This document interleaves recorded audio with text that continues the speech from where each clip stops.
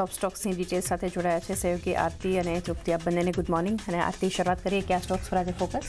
જી, ઘણા બધા કાઉન્ટર ફોકસમાં છે. ચાંદની જિંદાલ સ્ટીલ સાથે જો આપણે શરૂઆત કરીએ તો અહીંયા જે રીતના પરિણામ આવતા દેખાય છે થોડાક મિશ્ર નંબર્સ છે.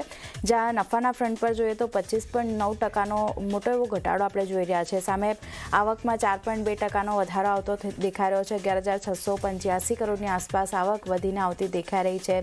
એબિટાના ફ્રન્ટ પર 5.4% એબિટા કંપનીના ઘટ્યા છે અને માર્જિન જે 19.6% પર હતા ત્યાંથી ઘટી અને 17.8% પર આવતા દેખાયા છે. તો અહીંયા એક ધ્યાન રાખવાનું રહેશે.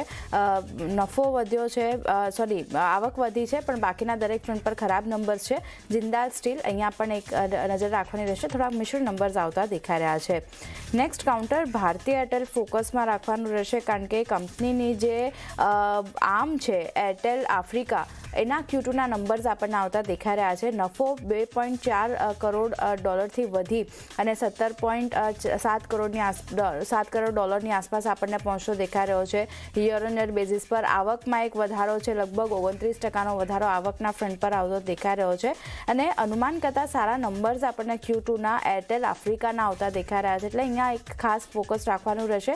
સતત 2 દિવસથી આપણે જોઈ રહ્યા છીએ ભારતીય એરટેલમાં એક સારું પ્રદર્શન જોઈ રહ્યા છે. અને આ જે રીતે આર્મ્સના એક નંબર આવતા દેખાઈ રહ્યા છે એરટેલ આફ્રિકાના, એને લીધે આજે એક તેજી ભારતીય એરટેલમાં આગળ વધતી જોવા મળી શકે છે. અહીંયા એક ફોકસ કરવાનું રહેશે.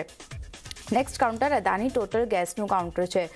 મિશ્ર નંબર્સ અહીંયા પણ આવતા દેખાઈ રહ્યા છે. નફો 11.9% ઘટ્યો છે, પણ સામે આવકમાં વધારો છે. 19.6%નો વધારો આવકના ફ્રન્ટ પર જોઈ રહ્યા છે યર ઓન યર બેઝિસ પર. એબિટાના ફ્રન્ટ પર જુઓ 3.5% કંપનીના એબિટા ઘટ્યા છે અને માર્જિનમાં પણ ઘટાડો જોઈ રહ્યા છે આપણે. જે 23.2% પર હતા ત્યાંથી માર્જિન ઘટી અને 18.7% પર આવતા દેખાઈ રહ્યા છે. તો મિશ્ર નંબર્સ અહીંયા પણ જોઈ રહ્યા છે, ધ્યાન રાખવાનું રહેશે. અદાની ગ્રીન નેક્સ્ટ કાઉન્ટર છે. અહીંયા નંબર્સ દરેક ફ્રન્ટ પર સારા આવ્યા છે. 25% નફો વધ્યો છે, લગભગ 644 કરોડની આસપાસ પહોંચ્યો છે. આવકમાં મામૂલી એવો 0.1%નો વધારો જોઈ રહ્યા છે. એબિટાના ફ્રન્ટ પર પણ નંબર્સ ઘણા સારા સુધર્યા છે. 17.4% એબિટા વધ્યા છે અને માર્જિન જુઓ જે 73.8% પર હતા ત્યાંથી સુધરી અને 86.5% પર આવતા દેખાઈ રહ્યા છે. એટલે દરેક ફ્રન્ટ પર સારા નંબર્સ છે. અદાની ગ્રીન અહીંયા એક પોઝિટિવિટી આપણને આવતી દેખાઈ શકે છે. નંબર્સના લીધે ધ્યાન રાખવાનું રહેશે. કેમ્સનું કાઉન્ટર ફોકસમાં રહેશે. મિશ્ર નંબર્સ અહીંયા પણ જોઈ રહ્યા છે, જ્યાં નફો ઓલમોસ્ટ 6% ઘટ્યો છે. સામે આવકમાં 3%નો વધારો થતો દેખાઈ રહ્યો છે.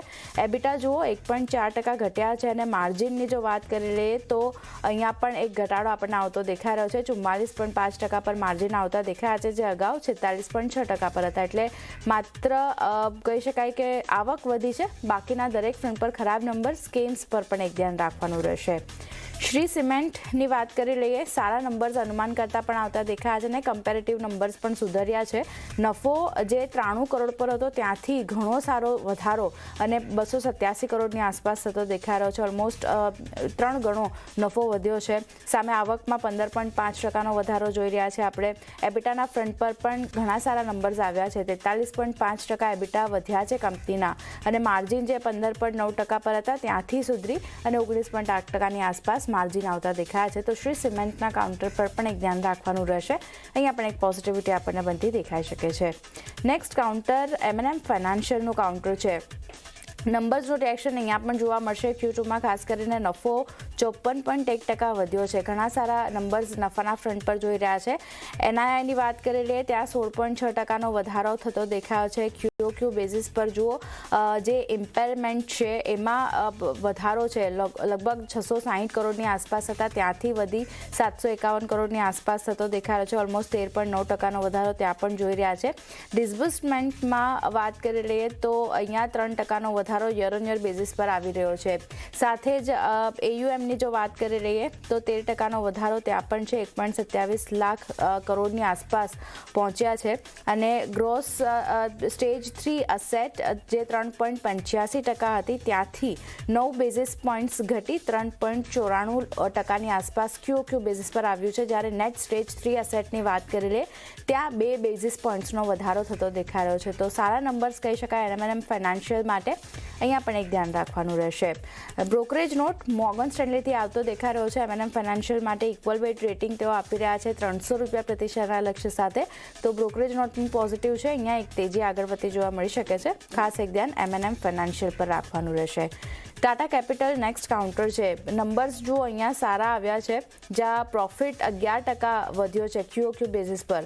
સામે નેટ ટોટલ ઇન્કમની વાત કરી લઈએ તો ત્યાં 4%નો વધારો છે. AUM 3% વધ્યા છે. એટલે દરેક ફ્રન્ટ પર સારા નંબર્સ છે. અહીંયા પણ એક પોઝિટિવિટી આપણને બનતી દેખાઈ શકે છે. નેક્સ્ટ કાઉન્ટર પ્રીમિયમ એનર્જીઝનું કાઉન્ટર છે. સારા નંબર્સ છે. 72% કંપનીનો નફો વધ્યો છે. સામે આવકમાં 20%નો વધારો જોઈ રહ્યા છે. એબિટા પણ ઘણા સારા સુધર્યા છે. 47.4%નો વધારો એબિટાના ફ્રન્ટ પર આવ્યો છે અને માર્જિન જે 25% પર હતા ત્યાંથી 30.53% પર આસપાસ માર્જિન આવ્યા છે. એટલે દરેક ફ્રન્ટ પર સારા નંબર્સ અને ઘણા સારા નંબર્સ છે. અહીંયા એક આજે તેજી આપણને આગળ વધતી દેખાઈ શકે છે. નેક્સ્ટ કાઉન્ટર હેપીએસ્ટ માઇન્ડનું છે. મિશ્ર નંબર્સ આવતા દેખાયા છે. નફો 5.5% ઘટ્યો છે. QOQ બેઝિસ પર નંબર જોઈ રહ્યા છે. આવકમાં 4.3%નો વધારો છે. એબિટા પણ વધ્યા છે. ઓલમોસ્ટ 6.3% કંપનીના એબિટા વધ્યા છે અને માર્જિન જે 13% પર હતા ત્યાંથી સુધર્યા છે. 13.3% પર આવતા દેખાયા છે. તો અહીંયા પણ એક મિશ્ર નંબર્સ છે. માત્ર નફો ઘટ્યો છે. બાકીના દરેક ફ્રન્ટ પર સારા નંબર્સ. અહીંયા એક ધ્યાન રાખવાનું રહેશે. અને છેલ્લે ક્રેડિટ એક્સિસ ગ્રામીણની જો વાત કરી લઈએ તો ફરી એકવાર મિશ્ર નંબર્સ આવતા દેખાયા છે. Q2માં નફો 32.3% ઘટતો જોવા મળ્યો છે. પણ સામે NIIની વાત કરી ત્યાં 6.2%નો વધારો 1028 કરોડની આસપાસ નેટ ઇન્ટરેસ્ટ ઇન્કમ આપણને આવતી દેખાઈ રહી છે. અહીંયા એક ધ્યાન રાખવાનું રહેશે. CLSAનો રિપોર્ટ આવી રહ્યો છે. ક્રેડિટ એક્સેસ માટે હોલ્ડ રેટિંગ તેમના તરફથી આવી રહ્યું છે ₹1600 પ્રતિ શેરના લક્ષ્ય સાથે. તો અહીંયા પણ એક ધ્યાન રાખવાનું રહેશે. થોડાક મિશ્ર નંબર્સ છે પણ હોલ્ડ રેટિંગ CLSA આપી રહ્યું છે એટલે અહીંયા ફોકસ રાખવાનું રહેશે. તો ઘણા બધા કાઉન્ટર છે. ખાસ કરીને Jindal steel, Adani green, Adani total gas, CAMS, Shri cement જેવા કાઉન્ટર જ્યાં સારા પરિણામનું રિએક્શન આપણને જોવા મળતું દેખાઈ શકે છે. પણ એ સિવાય પણ તૃપ્તિ ઘણા બધા કાઉન્ટર છે જ્યાં આપણને સમાચારનું રિએક્શન, રિઝલ્ટનું રિએક્શન જોવા મળશે. ક્યાં ફોકસ આથી શરૂઆતનું રિઝલ્ટ જ કરીશ તો ખાસ કરીને સ્ટાર હેલ્થ પર નજર કરશું. Q2ના ખૂબ જ નેગેટિવ નંબર્સ અહીંયા જોવા મળે છે. નફો લગભગ અહીંયા આપણને હવે અડધો થતો જોવા મળ્યો છે. 111 કરોડની સામે માત્ર આપણને હવે 55 કરોડ પર નફો વાર્ષિક ધોરણે જોવા મળ્યો છે. ગ્રોસ પ્રીમિયમ અગર હું રાઇટની વાત કરું તો ત્યાં લગભગ માત્ર 1%નો એક ઉછાળો વાર્ષિક ધોરણે જોવા મળ્યો છે. એક નેગેટિવ નંબર્સ અહીંયા આપણને સમક્ષ પ્રેઝન્ટ થતા જોવા મળ્યા છે. ત્યારબાદ અગર ન્યૂઝ બેઝ પર નજર કરશો તો BPCL પર નજર કરીએ તો BPCL, IOC આ બંને જ કાઉન્ટર્સ આજે ફોકસમાં રહેશે. કારણ કે BPCL, IOC અને NRL વચ્ચે અહીંયા MOU થયા છે. એટલે કે નુમાલીગઢ રિફાઇનરી લિમિટેડ સાથે અહીંયા ત્રણેય કંપનીઓના MOU આપણને થતા જોવા મળ્યા છે. જેમાં 1 લાખ કરોડના ગ્રીનફિલ્ડ રિફાઇનરિંગ અને 3500 કરોડના પાઇપલાઇન પ્રોજેક્ટ માટે આ પૂરા ત્રણ કંપનીઓ વચ્ચે કરાર થતા આપણને જોવા મળ્યા છે. જેમાં ખાસ કરીને BPCLની જે આગામી ગ્રીનફિલ્ડ રિફાઇનિંગ અને પેટ્રોકેમિકલ જે ડેવલપમેન્ટ છે તેનું અહીંયા કામ જે છે તે અહીંયા BPCL માટે કરવામાં આવશે. જે આંધ્રપ્રદેશના નેલ્લોર જિલ્લામાં રામાયાપટ્ટનમ પોર્ટ જે છે ત્યાં આની પૂરી એક ગ્રીનફિલ્ડ રિફાઇનરી છે જેની ક્ષમતા લગભગ 9 થી 12 MMTPA છે અને ઇથિલિયન ક્રેકર યુનિટ જે છે તે 1.5 MMTPA છે. અને અંદાજિત જે છે કંપની અહીંયા લગભગ 1 લાખ કરોડનું રોકાણ જે છે તે MOU કંપની જેવું કરશે અને ઓવરઓલ 2030 સુધીમાં લગભગ તેનું કમર્શિયલ ઓપરેશન જે છે તે અહીંયા કાર્યરત થતું જોવા મળી શકે છે. એટલે ડેફિનેટલી આજે BPCL અને IOC ફરીથી આપણને રડારમાં જોવા મળી શકે છે અને IOC ગઈકાલે પોઝિટિવ નંબર્સ બાદ એક સારું રિએક્શન પણ જોવા મળ્યું હતું.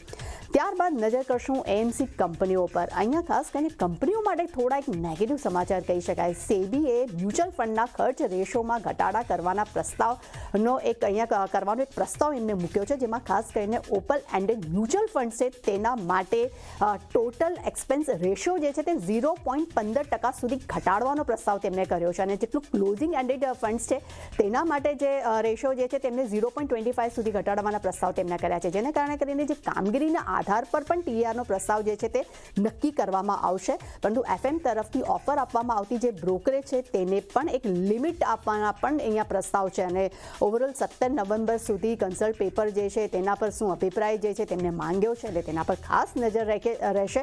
પરંતુ સામે સામે બ્રોકરેજ રિપોર્ટ આવ્યા છે, જેમાં HDFC AMC માટે મોર્ગન સ્ટેનલી તરફથી આપણને ઇક્વલ વેટ રેટિંગનો રિપોર્ટ જોવા મળ્યો છે. તેમને લક્ષ્યાંક ₹5,400 પ્રતિ શેર કર્યા છે. તેમનું કહેવું છે કે સેબી તરફથી અહીંયા ખાસ કરીને મ્યુચ્યુઅલ ફંડના ખર્ચ રેશિયોમાં જે ઘટાડાનો પ્રસ્તાવ મૂક્યો છે તે કંપનીઓ માટે થોડુંક નેગેટિવ જોવા મળી શકે છે, અને ખાસ કરીને કંપનીના TR જે છે તેના પ્રસ્તાવથી 15 બેસિસ પોઈન્ટનો ઝટકો જે છે તે કંપનીને લાગતો જોવા મળી શકે છે. અને જેફરીઝ તરફથી AMC કંપનીઓ પર ઓવરઓલ બ્રોકરેજ રિપોર્ટ આવ્યો છે.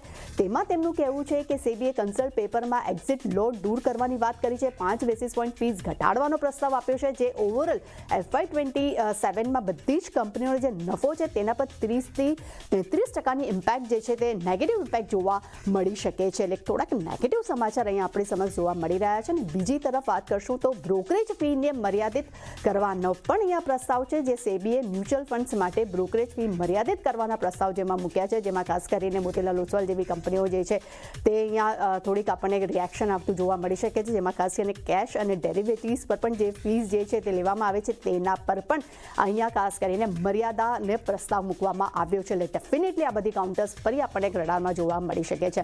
ત્યારબાદ નજર કરશું બોશ માટે, તો ખાસ કરીને નેગેટિવ અહીંયા સમાચાર છે.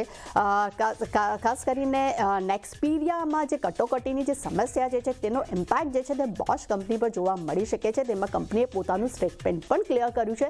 તેમણે ચોખ્ખા શબ્દોમાં કહ્યું છે કે નેક્સપીરિયામાં જે કટોકટી થઈ છે તેના બિઝનેસ પર એક નોંધપાત્ર અસર થઈ શકે છે, અને કંપનીએ પોતાનું જે કામચલાઉ ઉત્પાદન જે છે તેમને પસંદીદા પ્લાન પર હવે કરવું પડશે. હવે એનું મેઇન કારણ શું છે તો કે નેક્સપીરિયા જે છે તે બોશનો ઇલેક્ટ્રોનિક કમ્પોનન્ટનો એક સૌથી મોટો સપ્લાયર છે, અને ખાસ કરીને 29 સપ્ટેમ્બરના નેક્સપીરિયાના US BIS જે છે એન્ટિટી લિસ્ટમાંથી તેને ઉમેરવામાં આવ્યું હતું, જેને કારણે કરીને જે ડચ સરકારે શું કર્યું છે કે જે ગુડ્સ ઉપલબ્ધતા કાયદો છે તેની હેઠળ તેને આ કંપનીનું અધિગ્રહણ કર્યું છે, જેને કારણે કરીને ચીને જવાબ આપ્યો છે કે તેમને નેક્સપીરિયામાંથી જે તેઓ ચીપ જે રીએક્સપોર્ટ કરે છે તેના પર તેમને પ્રતિબંધ મૂકી દીધો છે, જેને કારણે કરીને બોશ માટે ખૂબ જ એક નેગેટિવ સમાચાર છે, કારણ કે તેઓ જે કમ્પોનન્ટ લે છે તેમાં હવે તેમને એક સારી એવી કટોકટી જોવા મળી શકે છે, જેના મેન્યુફેક્ચરિંગ પર અસર કરી શકે છે, કે નેગેટિવ સમાચાર અહીંયા જોવા મળી રહ્યા છે. ત્યારબાદ નજર કરશું એ સ્વાન ડિફેન્સ. અહીંયા કરાર કરવાના સમાચાર છે. મઝગાંવ ડોક સાથે કંપનીએ કરાર કર્યા છે, જેમાં તેમને ભારતીય નેવી માટે તેમને લેન્ડિંગ પ્લેટફોર્મ ડોક્સ છે તેના કન્સ્ટ્રક્શન માટે તેમને અહીંયા કરાર કર્યા છે. એટલે કાઉન્ટર ખાસ અહીંયા એક પોઝિટિવ ઝોનમાં જોવા મળી શકે છે.